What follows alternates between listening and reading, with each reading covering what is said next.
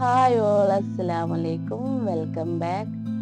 അപ്പോൾ ഇന്നത്തെ റെസിപ്പി അല്ലെങ്കിൽ ഈസിയായി ചെയ്യുന്ന ഉന്നക്കായാണ്.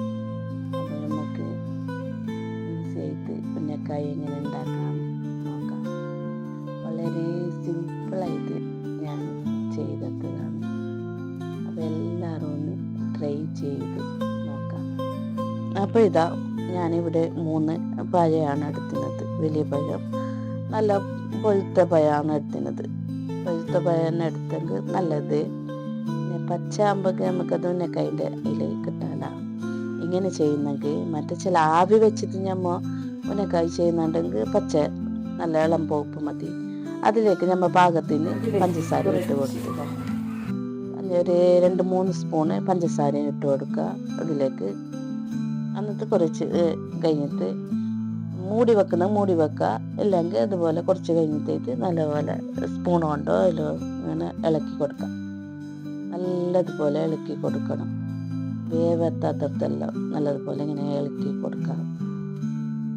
അപ്പോൾ ഇതാ നല്ലതുപോലെ വെന്തതിന് ശേഷം അതിലേക്ക് ഞാൻ ഇത് സീഡ് ഉണ്ടായിന്, പംകിൻ സീഡ്, അതെല്ലാം എൻ്റെ കയ്യിലുണ്ടായിന്. അപ്പോൾ അത് ഒന്ന് ഇട്ട് കൊടുത്ത് നമുക്ക് ഇത് എന്തുണ്ടെങ്കിൽ ഇടാം. കാഷ്നട്ട്, ബദാമ, എന്ത് വേണമെങ്കിൽ അതിലേക്ക് ഇട്ട് കൊടുക്കാം. ഞാൻ എൻ്റെ അടുത്ത് പംകിൻ സീഡ് അങ്ങനെ ഉണ്ടായിന്, ചിയ സീഡ് അതെല്ലാം ഉണ്ടായിന്. അപ്പോൾ അത് ഒന്ന് ഇട്ടിട്ട് കൊടുത്ത് ഉണ്ടെങ്കിൽ ഇട്ട് കൊടുക്കുക, ഇല്ലെങ്കിൽ നിർബന്ധമൊന്നുമില്ല. അങ്ങനെ അത് ഇട്ട് കൊടുത്ത് അതിട്ട് കൊടുത്തതിന് ശേഷം അതിലേക്ക് 2 മുട്ട, അതിലേക്ക് തന്നെ 2 മുട്ട ഒടിച്ച് കൂട്ടിയിട്ട് അത് നല്ലതുപോലെ ഇളക്കാം. നല്ലതുപോലെ ഒന്ന് ഇങ്ങനെ മിക്സ് ചെയ്തെടുക്കാം. ഇതിലേക്ക് ഞാൻ 2 മുട്ട ഇട്ടിനത്. അപ്പോൾ അത് നല്ലതുപോലെ മിക്സ് ചെയ്തെടുക്കാം.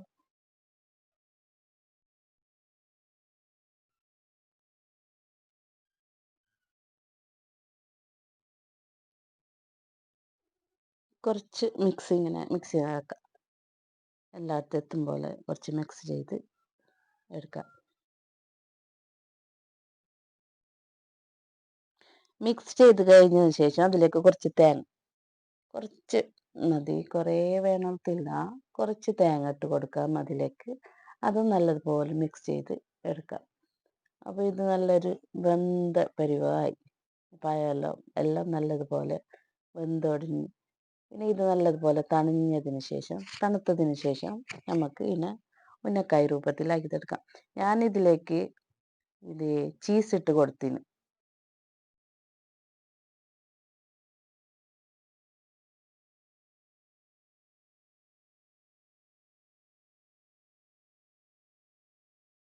ഇതാ ചീസിൻ്റെ സ്ലൈസില്ലേ, ഇത് ഞാൻ 4 കഷ്ണം, ഒന്നിനെ 4 കഷ്ണമാക്കിയിട്ട് മുറിച്ചെടുത്ത്.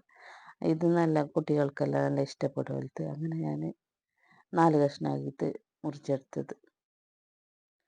ഇത് നമുക്ക് ഉന്നക്കായ് രൂപത്തിലാക്കിയിട്ട് ആദ്യം ഒന്ന് ചെയ്ത് നോക്കി ഞാൻ. ഇതാ രണ്ടാമത്തെ. ഇത് ഉന്നക്കായ് പോലെ. ഇത് നമുക്ക് പഴം വെന്തെടുത്താകുമ്പോൾ നല്ലതുപോലെ ഇങ്ങനെ ഉടഞ്ഞ് കിട്ടും. അതിലേക്ക് നമ്മൾ ചീസിൻ്റെ സ്ലൈസ് അത് ഉണ്ടെങ്കിൽ ഇട്ട് കൊടുക്കാം, നിർബന്ധമൊന്നുമില്ല. ഞാൻ ഒരു ടേസ്റ്റിന് വേണ്ടിയിട്ട് ഇട്ടത് കൊടുത്തത്. പക്ഷെ നല്ല ടേസ്റ്റ് ഉണ്ട്. ഞാൻ ഫസ്റ്റായിട്ട് ഇത് ഇങ്ങനെ ട്രൈ ചെയ്ത് നോക്കിയത്. നല്ല അടിപൊളി ടേസ്റ്റാണ്. അപ്പോൾ എല്ലാവരും ഒന്ന് ട്രൈ ചെയ്തൊക്കെ എല്ലാം ഇതുപോലെ ഒന്ന് ആക്കിയിട്ട് എടുക്കാം. പിന്നെ നമുക്ക് ഇതിനെ ഇനി ഫ്രൈ ആക്കിയിട്ട് എടുക്കാം.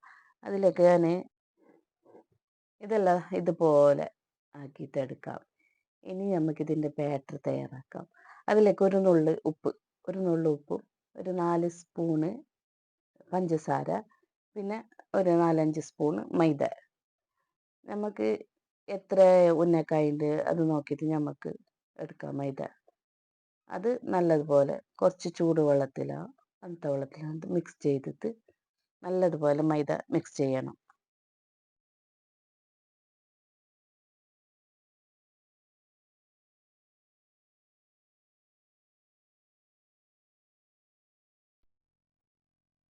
ഇനി ഈ ഉന്നക്കായ് നമുക്ക് ഈ മൈദൻ്റെ ബാറ്ററിൽ മുക്കാം. എന്നിട്ടായിട്ട് ബ്രെഡ് ക്രംസിലിട്ട് എടുക്കാം. ഇതുപോലെ മൈദയിൽ മുക്കിയിട്ട് കുറച്ച് മൈദയിൽ മുക്കുക. എന്നിട്ടായിട്ട് ബ്രെഡ് ക്രംസിലേക്ക് ഇട്ട് കൊടുക്കുക. എല്ലാം ഇതുപോലെ ചെയ്തെടുക്കാം.